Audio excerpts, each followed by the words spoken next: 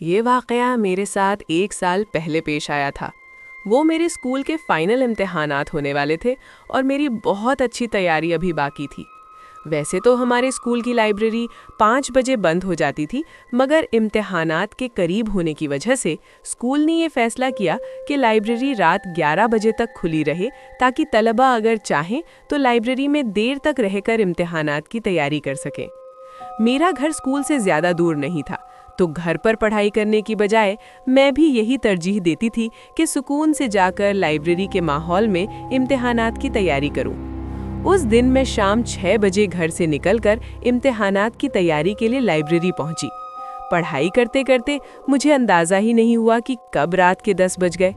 میں اتنی دیر کبھی لائبریری میں نہیں رکی کی، زیادہ سے زیادہ 8 بجے تک میں وہاں سے نکل جاتی تھی۔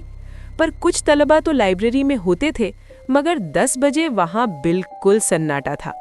میرا بس کچھ 10-15 منٹ کا کام باقی تھا، تو میں نے سوچا کہ بس جلدی سے ختم کر لوں اور پھر گھر کی طرف نکل جاؤں۔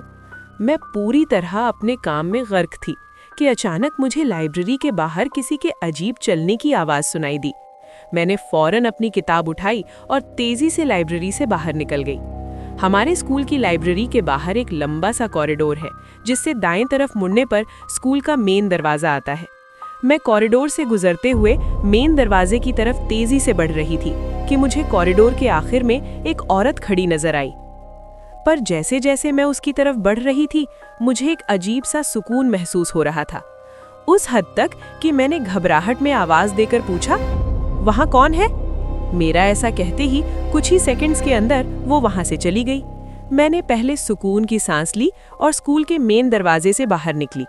تھکن اور بھوک سے میں بالکل بھی ٹھیک نہیں تھی، پر میں نے نوٹس کیا کہ سڑک بالکل خالی تھی، جو کہ کافی عجیب بات تھی، کیونکہ عام طور پر کافی رش ہوتا ہے اور دیر رات میں بھی لوگ وہاں کام کرتے نظر آتے ہیں۔ تو پھر میں ریلیف محسوس کرتے ہوئے اور ہاتھ سے مسلسل زمین کی طرف دیکھتے ہوئے گھر کی طرف جا رہی تھی کہ اچانک میں نے زمین پر کسی کا بڑھتا ہوا سایہ دیکھا۔ حالانکہ اس وقت میرے ذہن میں کوئی وضاحت نہیں تھی۔ جب میں نے سر اٹھا کر سامنے دیکھا تو میرے آگے ایک عورت چل رہی تھی۔ مجھے وہ تھوڑی عجیب لگی، ایسا لگ رہا تھا کہ وہ زخمی ہے اور بہت ہی مشکل سے لنگڑاتی ہوئی چل رہی ہے۔ وہ اتنی آہستہ چل رہی تھی کہ تھوڑی ہی دیر میں اس کے قریب پہنچ گئی۔ میں اتنی قریب تھی کہ میں اسے اپنے سامنے بالکل صاف دیکھ سکتی تھی۔ اس نے میلے کپڑے پہنے ہوئے تھے اور ایسا لگ رہا تھا کہ اس کے ہاتھ اور پاؤں مڑے ہوئے ہیں اور وہ پوری طرح بکھری ہوئی ہے۔ مجھے یہ سب کچھ اتنا عجیب لگا کہ میری سانسیں رک گئی۔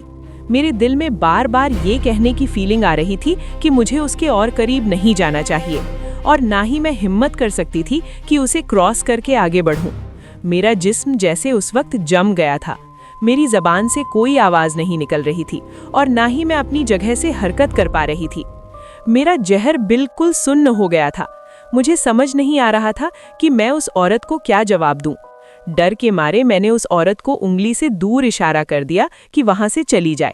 وہ لنگڑاتی ہوئی اس طرف چلی گئی جس طرف میں نے اشارہ کیا تھا، اور اتنے اندھیرے میں دور نکل گئی کہ میری نظر سے اوجھل ہو گئی۔ مجھے آخر میں یہی خیال آ رہا تھا کہ کہیں وہ عورت میرے سامنے دوبارہ نہ آ جائے، اس لیے میں گھر کی طرف بڑھنا شروع کر دیا۔ اس وقت میرا دماغ کچھ اور نہیں سوچ پا رہا تھا سوائے اس کے کہ مجھے کوئی گاڑی یا کوئی شخص سڑک پر نظر آئے جس کی مدد لے سکوں، اور پھر اسی لمحے میں نے اس عورت کی دور سے چیخنے کی آواز سنی۔ اس کے بعد مجھے کچھ بھی یاد نہیں۔ جب میں ہوش میں آئی تو مجھے معلوم ہوا کہ مجھے سڑک پر بے ہوش حالت میں پایا گیا اور انہوں نے مجھے گھر پہنچایا۔ مجھے ہمارے نئے گھر سے معلوم ہوا کہ 1998 میں ایک عائشہ نامی عورت اپنی بیٹی کے ساتھ ایک اپارٹمنٹ میں رہتی تھی۔ وہ اپنی بیٹی سے بہت محبت کرتی تھی اور اس کی بیٹی 9 سال کی تھی۔ وہ سرکاری اسکول میں پڑھتی تھی۔ وہ دن اسکول کے کھیل کے میدان میں عام سا لگ رہا تھا۔ بچے ہنس رہے تھے، گیندیں ادھر ادھر جا رہی تھیں اور خوشیوں کی آوازیں فضا میں گونج رہی تھیں۔ عائشہ اپنی چھوٹی بیٹی کے قریب کھڑی تھی جو اپنی دوستوں کے ساتھ کھیل میں مصروف تھی۔ اچانک ایک عجیب سی سرد ہوا کا جھونکا آیا، جیسے کسی نامعلوم وجود نے ماحول میں قدم رکھا ہو۔ بیٹی نے ہنسنا بند کر کے چاروں طرف دیکھنا شروع کیا۔ عائشہ نے سوچا کہ شاید وہ صرف کھیل کا شور ہے، مگر دل کے اندر ایک عجیب سی بے چینی نے جگہ بنا لی۔ بیٹی نے اچانک چیخ ماری اور زمین پر گر پڑی۔ عائشہ کی دنیا یک دم سیاہ ہو گئی۔ उसने दौड़कर अपनी बेटी को उठाने की कोशिश की, मगर बेटी की आंखें बेजान और होंठ बेहरकत थे। आयशा ने हाथों में सहारा देने की कोशिश की, मगर जैसे हर चीज उसके हाथों से फिसलती गई हो। पड़ोस के लोग दौड़ कर आए, मगर आयशा की चीखें इतनी शिद्दत की थीं कि सब खामोश हो गए।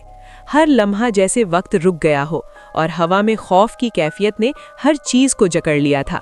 स्कूल का खेल का मैदान अब सुनसान कब्रिस्तान की तरह लगने लगा था।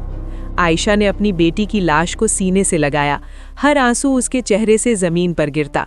उसका दिल टूट रहा था और हर सांस एक दर्द की चीख की तरह महसूस हो रही थी।